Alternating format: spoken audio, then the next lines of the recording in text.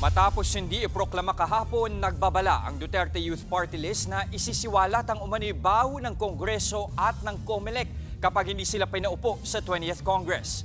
Banta ni Duterte Youth Chair Ronald Cardema, ilalabas nila ang umano'y mga kalokohan sa paggagastos ng pera ng naturang mga ahensya. Git pa ni Cardema, bakit daw hindi ito binanggit noong nanalo sila noong 2022? Magtutungo raw sila sa Korte Suprema ngayong araw para ireklamo ang COMELEC dahil sa grave abuse of discretion. Isa ang Duterte Youth sa dalawang party list na sinuspinde ang proklamasyon dahil sa nakabinbing reklamo laban sa kanila ng Kabataan Party List noong 2019. Alam natin yung napakaraming kalokohan sa Kongreso at sa COMELEC kung paano gumagawa ng pera dyan.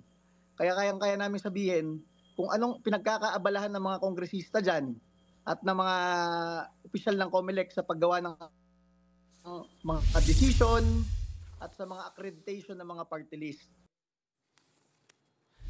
Giit naman ng COMELEC, gamitin na lang daw ng mga party list ang panahong ito para resolbahin ang mga reklamo sa kanila. Hindi rin daw ibig sabihin na naproklama na ang isang kandidato hindi na sila pasok sa jurisdiction ng COMELEC. Mangyayari lang daw ito kapag nagsimula na ang termino ng kandidato sa June 30. Kasi darating at darating ang tamang panahon na mariresolve po yung case na yan. And therefore, at least po ngayon, kung sila po ay naproklama, tatandaan po ng lahat, hindi po garansya ang proklamasyon na mawawala ng jurisdiction ng komisyon. Mga kapatid, ako po si Ruth Cabal. Maging maalam at may pakialam sa mga may init at rumaratsadang balita sa Frontline Express. Para maging updated sa balitaan, mag-subscribe lang sa social media pages ng News 5.